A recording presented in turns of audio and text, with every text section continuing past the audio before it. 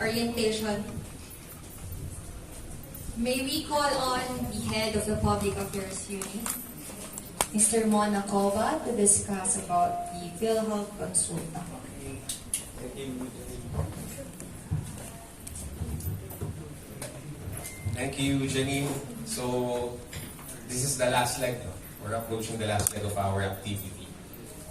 Before I would present yung consulta presentation, we would like to share to you clip lang po ng Senate hearing po. Of course, as the principal sponsor of the UHC, of course, full implementation with the mga nangyari kong COVID-19 disposal challenge. What would you suggest? Because I filed an amendment to the UHC after a year. Siyempre, ito naman natin makikita yung mga problema at mga gusot when it's implemented already. Ano po yung mga tingin yung mga bagay na pwede natin include as amendment for the UHC? Yes, good afternoon po, Senator JP. Unang-una po, nakita natin during this pandemic that we were able to even though we had this kind of restrictions, we were able to mas napadali na paipatupad po natin yung universal healthcare. But what we saw also were several gaps or outdated na po yung mga nakalagay sa iba doon sa polisiya natin. So una-una po, siguro makakatulong po kung maamyendahan po natin yung part ng sa Health Technology Assessment Council kung saan nakalagay po kasi doon na para po tayo ay makapag-move ahead and do our evaluations, there are several conditions. So siguro po para mas maging streamlined ang process natin, we can review again this specific provision in the law. Aside from that, Mr. Senator, ang isa pa po nating tinitignan, not to amend, but to strengthen siguro yung sa ating operational side, would be on how we can really push for primary care as the basic core of universal health care. So these 2 years into the pandemic, and more than 2 years, Mr. Senator, we've been working with PhilHealth para sa consulta package, para po dun sa reforms natin for primary care. Actually, DOH has already integrated our services for to align with primary care. Pero siguro po, mas konting suporta pa po para doon, para if we can only have the primary care established na maayos, we can now decongest our higher level facilities. So, okay. So, I will be here to discuss yung consulta package. Next slide.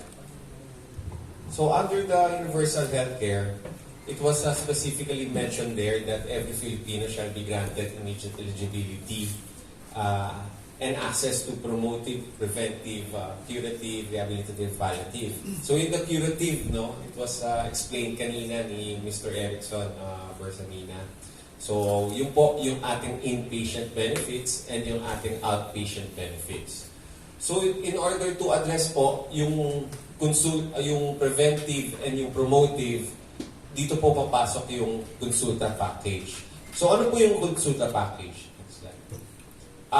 Bago yun, as I've said, universal healthcare po tayo dahil kung universal healthcare, lahat na po tayo kasama, hindi po tulad dati na yung primary care benefit packages po ay sa mga pili pa lang ng mga members natin, specifically para sa ating mga senior citizens, indigent, and sa mga PWDs. But right now, the consultant package is for everyone, para po sa atin lahat, lalong-lalo na tayong mga nasa employed sector and yung mga paying members na tinatawag po natin yung direct contributors.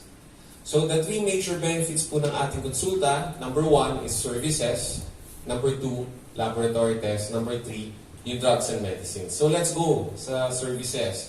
So what are the services? First po, yung consultations and case management, preventive health services, assistance in accessing services, referral to specialty and higher level of care. Okay. Yung konsulta package po, preventive po yan. May kasabihan that an ounce of prevention is better than a pound of cure. So what we want to happen here, kahit wala pong sakit, malusog po yung isang member, kasama yung kanyang dependent, dapat po namomonitor o nababantayan yung kanyang kalusugan. Paano po? Through the consulta package. So kahit wala pong sakit, pwede po sila pumunta doon at pa-medical consultation. At least, makakaharap po siya sa doktor and si doktor i-assess po si member and yung kanyang dependents. And kasama rin po rito yung sa services na to, yung medical profiling. Of course, you have to know your patient, kikilalanin niya, so kunin po yung mga personal information para po magkaroon din po siya ng medical record. And yung mga consulta providers po natin, bibigyan natin sila ng system. It's either e-consulta system which was created by the PhilHealth or the iClinic system which was created naman po ng Department of Health. So we install po natin yan sa mga accredited consulta providers natin. And we will use that tool as an instrument for PhilHealth to monitor the services na binibigay po ng ating consulta providers. And maipon at magather din natin yung mga medical records ng ating mga members. Dito rin po sa services na to, ang tawag din po natin yan, yung contact po ni patient and ni consulta provider, yung first patient encounter po. No? So halimbawa, na-interview siya ni doctor, nakuha po yung medical profile po ng isang registered beneficiary na konsulta, we shall consider that already as the first patient encounter. Ang importante po rito, we want every Filipino na meron po silang opportunity na makaharap po sa isang doktor. Okay, next. So next, pag halimbawa dun sa medical consultation, napansin ni doctor, oops, parang mataas ang inyong sugar or parang mataas yung iyong cholesterol, that would be the time that the doctor would recommend si member na magkaroon ng laboratory test. Okay? So, what are the laboratory tests na covered dito? We have 13 laboratory tests covered po. So, ito po yan. I'll read it one by one. CBC with platelet count, urinalysis, fecalysis, sputum microscopy, fecal occult blood, pap smear, lipid profile, fasting blood sugar or glucose tolerance test, ECG, chest x-ray, creatinine, and HbA1c test.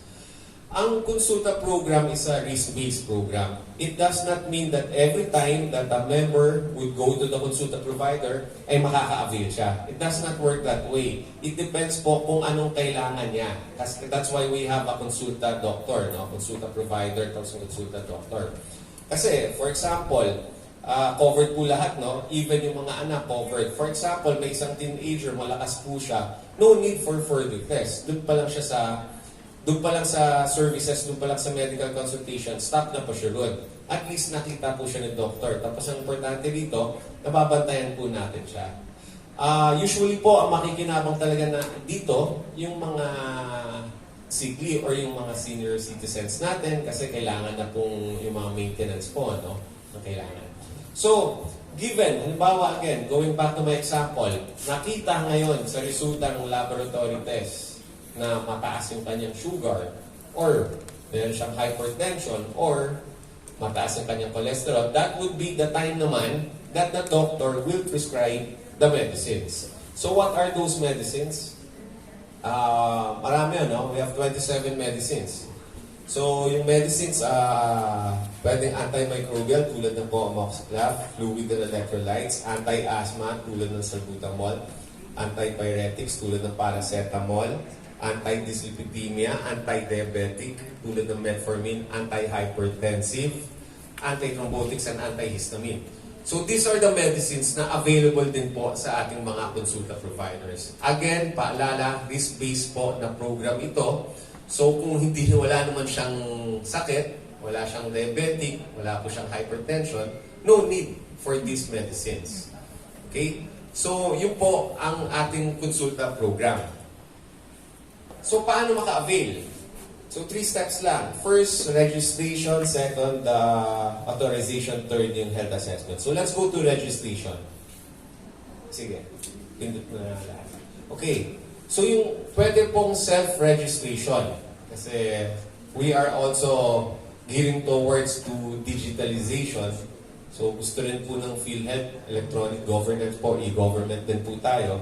So meron tayong member portal at meron tayong mga QR code wherein iscan nyo lang, then you follow the directions.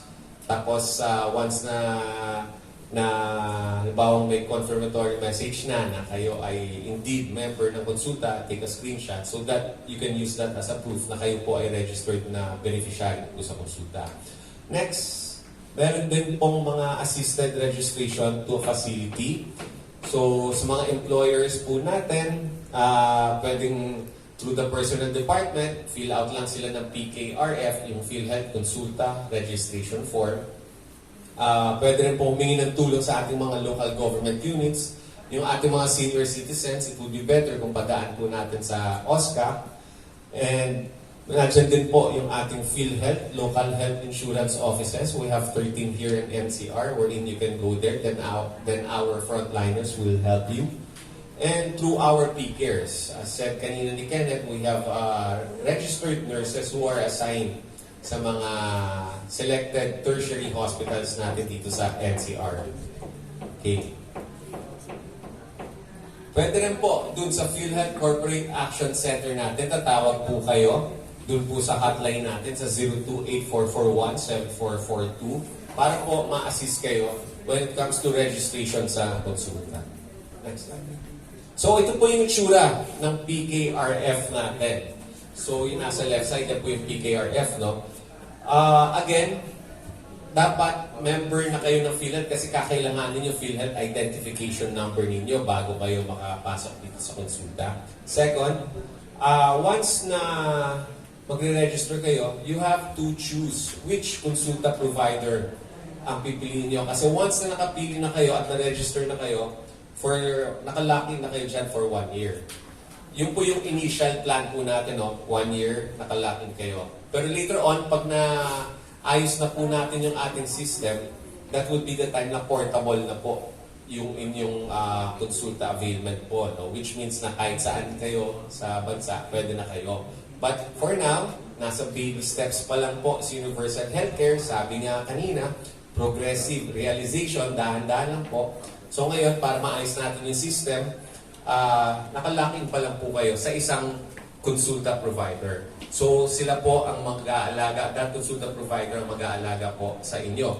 Pero halimbawa po na may plano kayo na lumipat ng another konsulta provider, you have to wait for the year to end. Pagpasok ng second year, saka lang po kayo maglilipat ng another konsulta provider. So given that you have already accomplished the PKRF, you will submit that ngayon dun sa mga nabanggit ko kanina mga facilities. It's either sa mga local health insurance office natin, sa LGUs, or dun po sa self-assisted registration natin. Makakatanggap kayo ng consulta registration confirmation receipt as a proof that you are indeed a member or a registered beneficiary po ng konsulta. So, tatago niyo po yung electronic confirmation receipt na yan. Next. Step 2, authorization. This would be the time that you would like to avail of the PhilHealth Consulta. So, once na nakapili na kayong consulta provider, pupunta po kayo ngayon doon. Then, you will fill out this ATC form, which stands for Authorization Transaction Code. So, accomplish mo yan. Then, you will submit that to the consulta provider. As I've said, yung mga consulta providers po natin, bibigyan natin sila ng system, no? Instead of writing it down sa papel, they will encode that, no? Dun sa system, it's either e-consulta or iClinicSys. Then, once na na-encode yan, they will issue you an ATC slip, Authorization Transaction Code slip, which would signal to the registered beneficiary that you can start na po doon sa services. Next. So sa services, you will go now to the doctor. Sa consulta provider, to the doctor. Tapos gagawin niya na ngayon yung services. Yun po yung first patient encounter. So sa first patient encounter, the doctor will assess you. Pag okay ka, well and good, you're healthy, no need for further examination or test, okay na po kayo. Pwede ka nang pabalikin after 6 months or pwede pabalikin after a year. Pero kung halimbawa na si doctor may nakita pong findings sa inyo and wants to check it further, saka ngayon siya magre-recommend for laboratory test. Tapos after the laboratory test, nakita na kailangan nyo ng gamot, saka siya ngayon magpe-prescribe ng medicine. So yun po, pag halimbawang every time na may service kayo pumunta doon, makakatanggap naman po kayo ng electronic consulta availment slip. Ganun din po yun, instead of writing it down sa papel, encode yan sa computer para pumasok sa system, para may record po tayo. Because the system will also be used later on by PhilHealth as a tool to check or monitor the performance ng ating mga consulta provider. Ganyan din po yung e-press para alam po ng PhilHealth kung nagbigay po ng gamot si consulta provider or hindi at kung tama yung gamot na binibigay po. Okay, next. So these are the responsibilities of the consulta provider. All data must be encoded in the EMR, weekly electronic submission of patient data, and in accordance to data privacy law, consulta facility shall host and safeguard all electronic patient data records. Next. So that's a summary of process flow po, no? So 3 steps. Okay. So, next. So, marami nagtatanong na, actually, we usually present this to the consulta facility. But this time around, we need to present this to you, no? Kasi ano po ang makukuha ngayon ng ating mga health centers na naging consulta, accredited consulta provider? At ano po yung tulong ng PhilHealth? Kung malalaman niyo po, for your information, the services, the lab tests, and medicines, binibigay na po ito ng ating health centers. Okay? So, anong kailangan nila? Bakit pa kailangan nila magpa-accredit ngayon sa PhilHealth? Kasi po, over and above, dun po sa services nila na ginagawa na po nila, magpa-accredit lang po sila sa PhilHealth at pumunta yung member, may matatanggap silang capitation fund mula po sa PhilHealth every year. So what is the capitation fund? Ano po yung use ni capitation fund? So this fund is being allocated by PhilHealth to the consulta provider in order to improve the healthcare services, no? And to continue the healthcare services na binibigay nila sa ating mga PhilHealth members and dependents. So, paano po yung computation?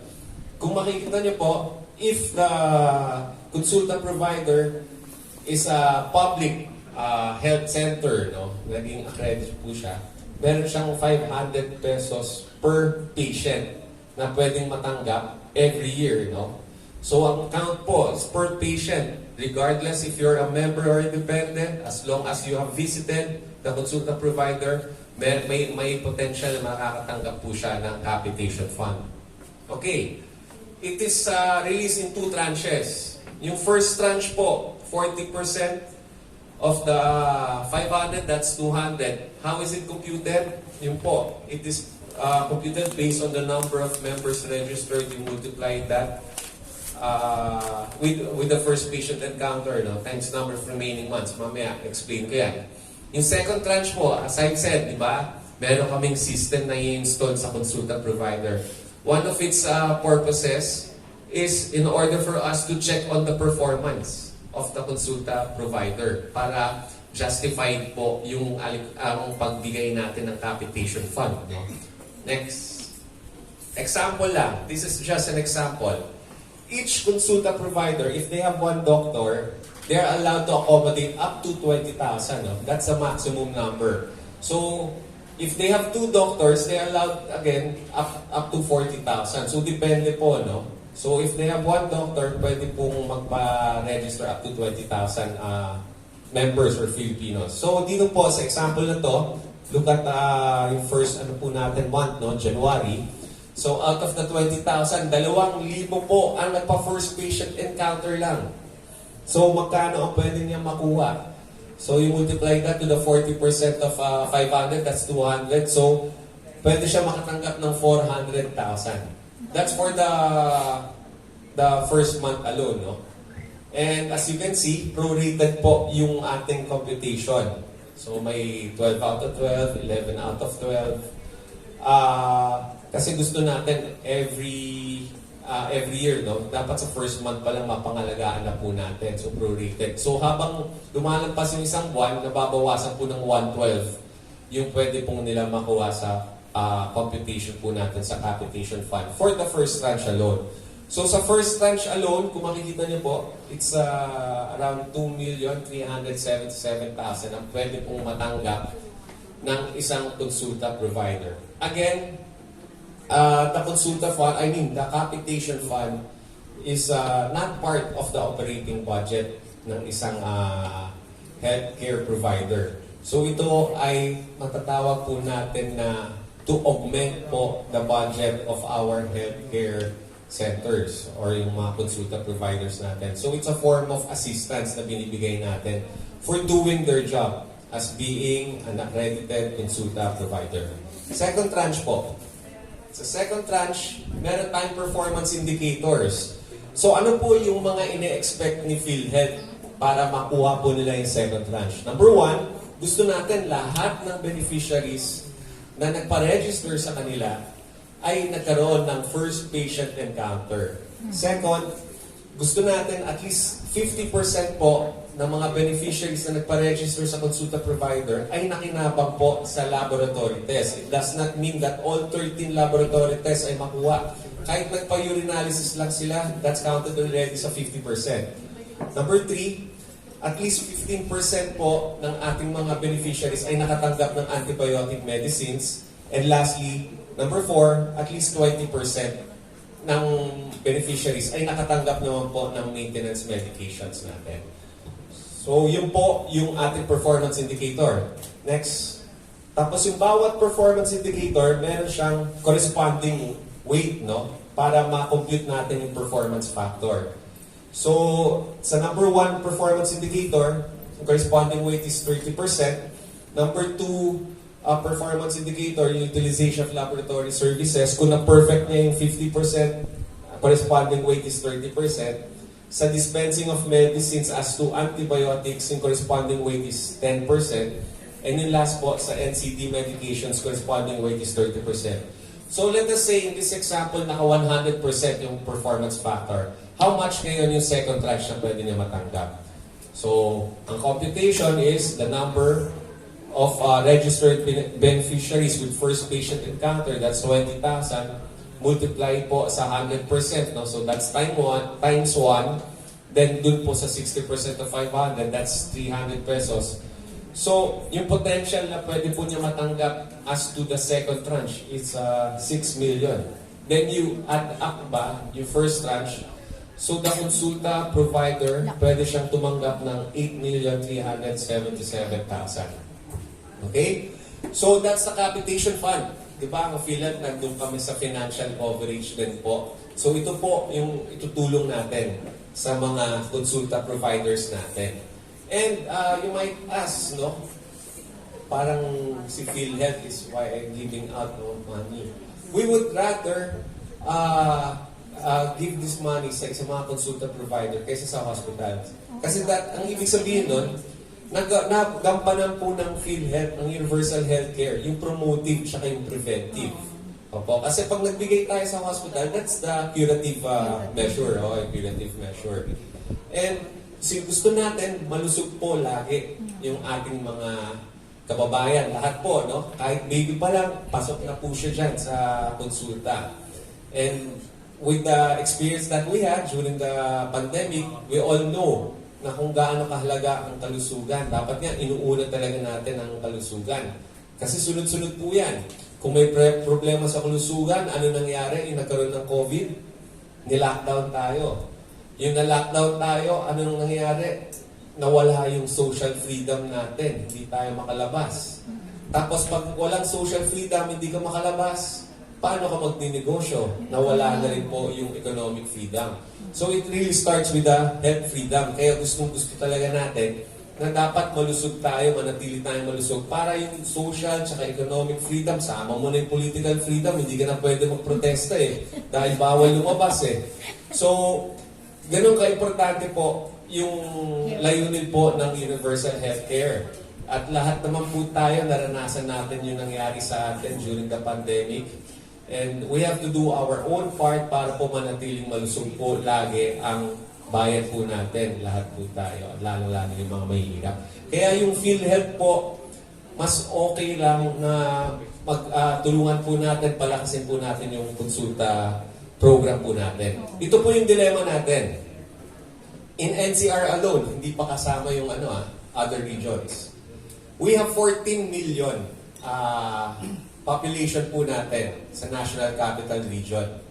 Ang PhilHealth namin, PhilHealth NCR region namin, kasama pa ang Rizal. So that's another 3 million.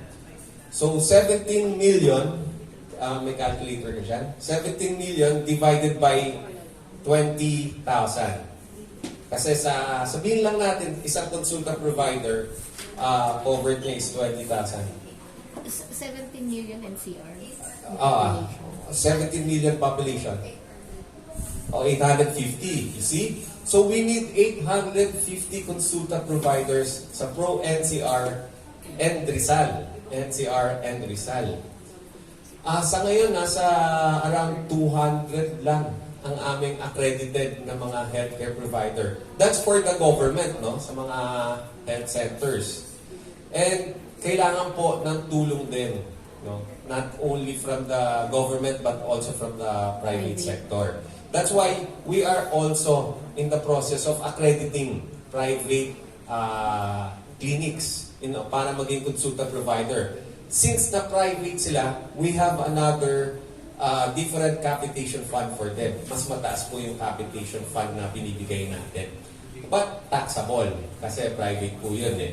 Pagka sa government, it's 500. As you can see, this is just a start po ng ating universal healthcare. It does not mean naman yung capitation fund natin will remain at 500 pesos. Kasi kung makikita natin, mag-improve po yung ating services, yung ating healthcare system, dahan-dahan po tataas. And ganoon din po sa laboratory test, kung mapapansin nyo, wala pang unit dun na test. So, i-improve po natin yan. Pero yung mga basic services po, yun muna po yung ibibigay natin. Ang importante dito, nasimulan na natin. Pangalawa, may record na po tayo ng medical profile or yung medical record ng mga kapwa na mga kababayan natin, lalong-lalo na po yung mga may sakit, no? Yung mga sickly, yung mga senior citizens, yung mga elderlies, and yung mga marginalized. So, would you agree to me na tama ba na nasa tamang direction ngayon po ang PhilHealth? Oo. Opo. That's why we're all here. And kami po, napaka-aggressive namin kung saan-saan po. Kahapon po, nasa Taytay, Rizal, at Tanay, Rizal kami sa Camp Kapimpin, umabot kami in order to introduce to them yung consulta program and to accredit also their hospital dun po sa Camp Kapimpin. And we're also talking to mga private employers, no? There's one hotel na nakausap namin, they have 15,000 strong workforce, no?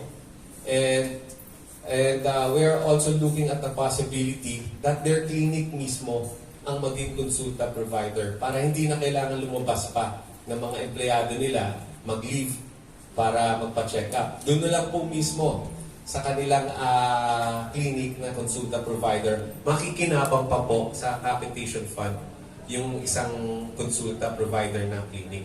And not only that, pwede nyo pong i-integrate to, no? Kasi alam natin there are some employers na meron silang annual physical examination. Binabudgetan din po nila yon. So pwede pong i-integrate na lang po nila between yung consulta program saka yung kanilang mga annual physical examination para po mapakinabangan po nila yung consulta program. So maraming possibilities. Marami pa rin pwede pong mga mangyari. At gusto natin talaga that each and every Filipino shall be a member of PhilHealth para makinabang na rin po dito sa consultant program. Again, thank you very much. Yun po yung aming presentation tungkol po sa consultant program. And I guess we can open the floor na if you have any questions. Yes, ma'am. Yes, ma'am. Tanong ko lang, sir, ano po yung mga requirements para maging consulta provider ka? Okay, we have an accreditation team. In fact, we have here mga checklist, no? Ang unang-una talagang requirement is dapat kaya niya ibigay lahat ng nabanggit kong mga services. And I think it would be better na if you have time, meron tayong video presentation regarding sa accreditation requirement. Sige, play na. Is it okay? Okay. Okay. Nasa konsulta folder. Just let me know kung gusto niyo nang i-cut ko mga 5 minutes. Okay lang yan, sir. Okay, ito po. Ayan, konsulta no.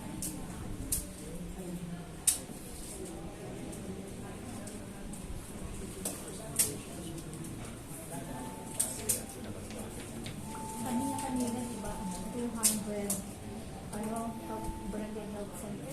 200 lang po meron tayo dito sa ano. Yun pa lang po yung so, hindi marami pa tayo. Ano ang hirap yung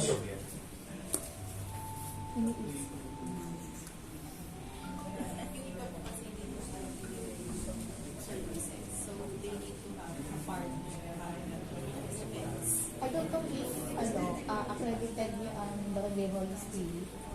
Kasi they provide laboratories dun sa sa Barangay Holy Spirit. Kaya Balmusina, DILGU section na yung for Barangay Affairs. Check it. Maganda yun kasi may building silang separate na may laboratory, exams, may basta kompleto sila dun, may gamot din. Kaya mukhang papasa sila dito sa e-consulta. A pleasant day to all of you. For this module, I will be discussing the accreditation of primary care providers for the PhilHealth Consulta Package or Konsultang Sulit at Tama. The Universal Health Care Act was enacted to ensure that every Filipino be granted immediate eligibility and access to quality health services. For this reason, PhilHealth commits to expand the primary care benefit package. Thus, as an initial step, the Consulta package was developed.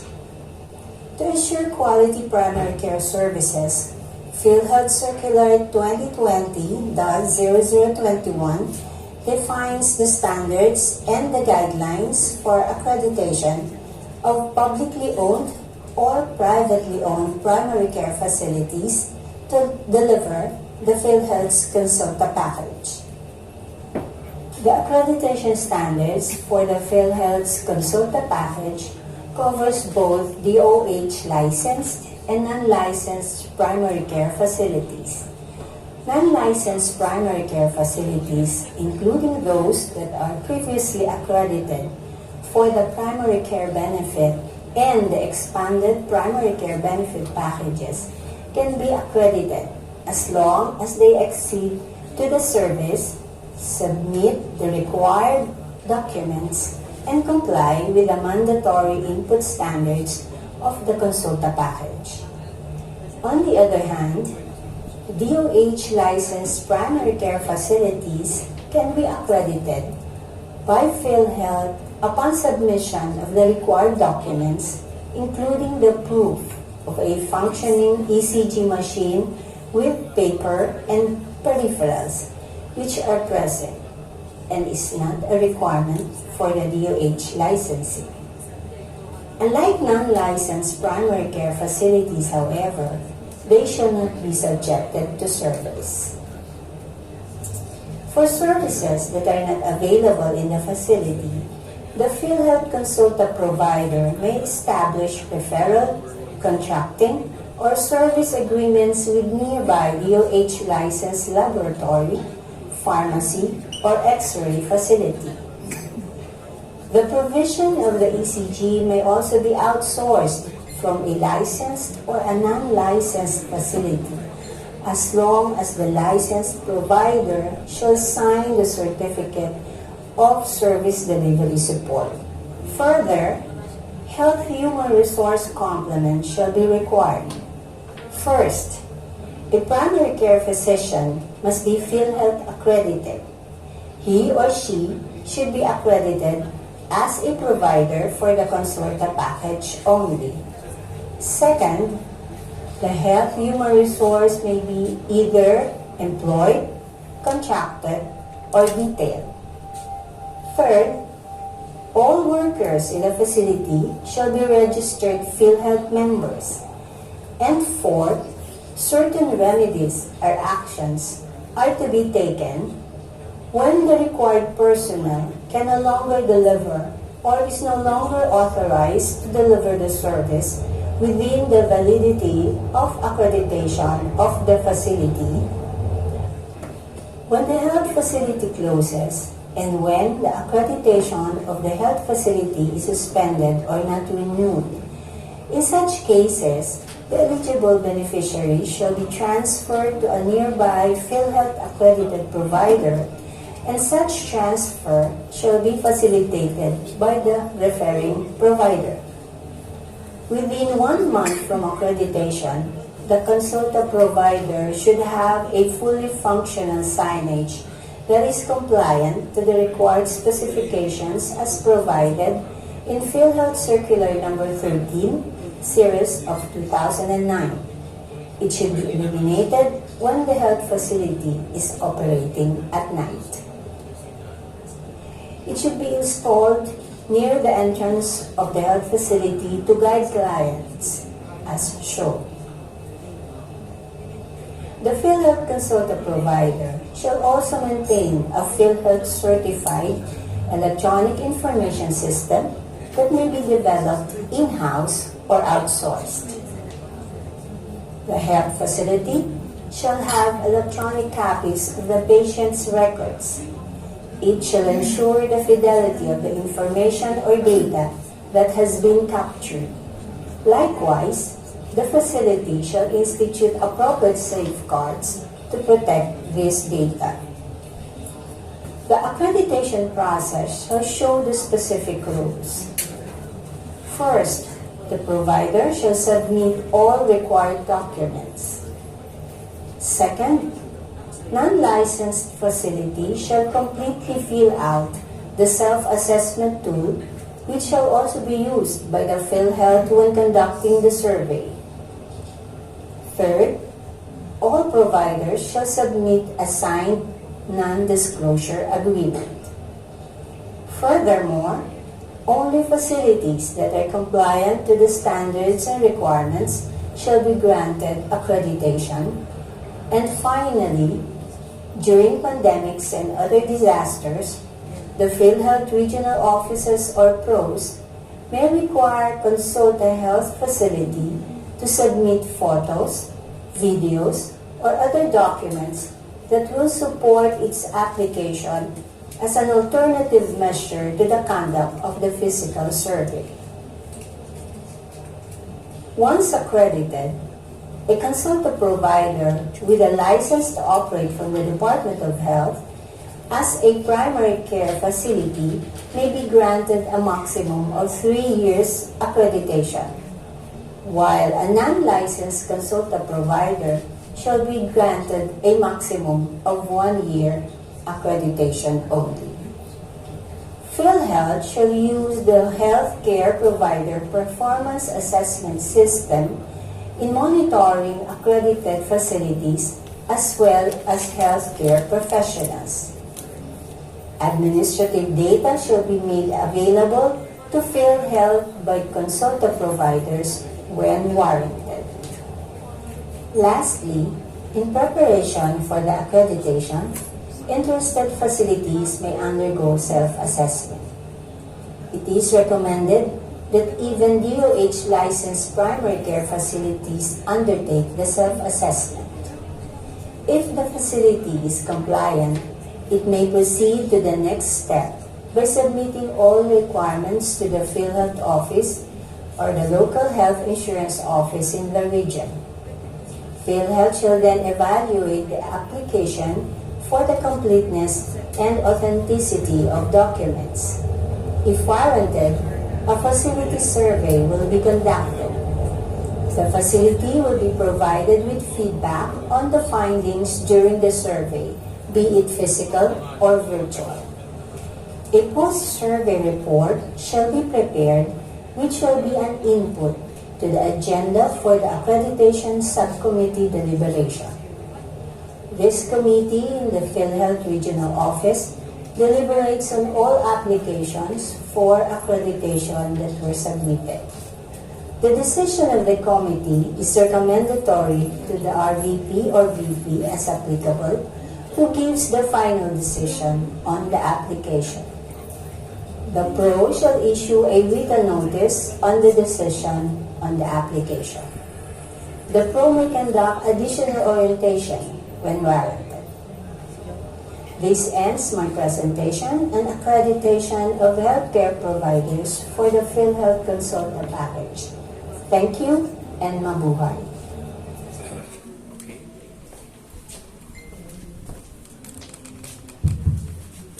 Another idea po dito sa konsulta, we want the consulta provider to be the first line of our defense when it comes to health. And as makikita niyo po sa services, kasama dyan yung referral, no? Kasi the consulta provider can only do so much. Pag nakita talagang hindi na pwede sa konsulta, that would be the time na i-refer siya ngayon sa secondary or sa tertiary hospital. And once napunta siya sa tertiary hospital, saka ngayon papasok yung curative measures, no? Yung po yung all case rates, yung benefit packages kanina na paliwanag ni Sir Erickson. Then pagkagaling niya ron ngayon sa tertiary hospital, let us say na successful yung kanyang operation or yung procedure na nagawa ron, ibabalik siya muli doon kung saan siya nanggaling sa consulta provider para mabantayan yung kanyang kalagayan at monitor kung talagang naging maayos yung kanyang operation dun sa tertiary hospital. So ganun po, no? That's the idea po ng konsulta na gusto po natin, wala pang sakit, nababantayan na at naalagaan na. Kung may sakit man, nababantayan pa rin. Kahit matapos na po siyang magamot, mababantayan pa rin yung kanyang kalagayan, yung kanyang health condition kung na nag-improve or hindi. So, any more questions po sa konsulta program? Tapos nakita niyo naman po, doon po pumasok yung PhilHealth, no, yung sa financial aspect, kaya meron po tayong PhilHealth Capitation Fund. Para po yung healthcare provider na accredited, tuloy-tuloy po yung pagbibigay niya ng PhilHealth, the konsulta program. No?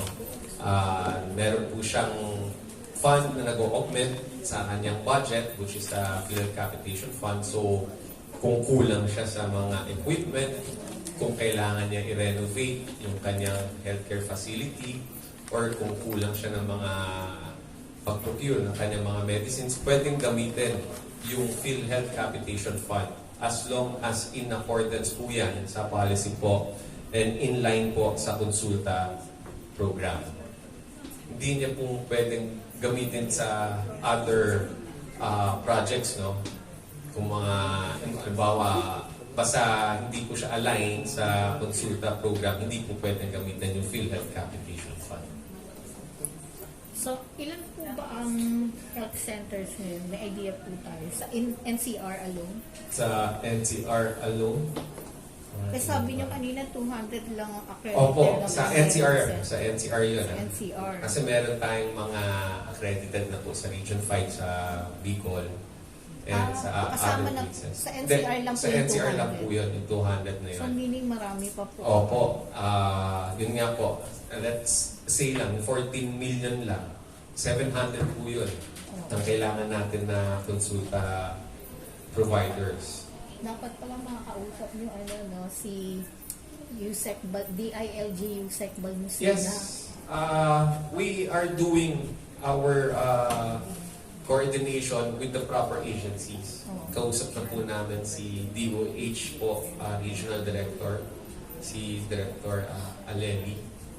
May nakalagay po na PhilHealth dun sa Barangay Health Center din pag-accredited. Yes, tulad po ng explanation kanina, kasama po yan. If you're accredited, dapat meron ng PhilHealth Makikita po namin signage. sa website. Yes, Kung makikita ilan niyo rin at po sino-sino po yung mga consulta providers. Okay. Makikita rin natin. Actually, okay naman po.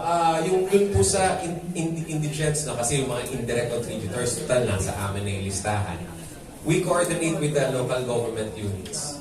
And we help them when it comes to the registration. Since ang namimili naman po ng indigents, usually yung mga local government, yung pinakamalapit na konsulta provider sa kanila, doon na natin siya kinakluster.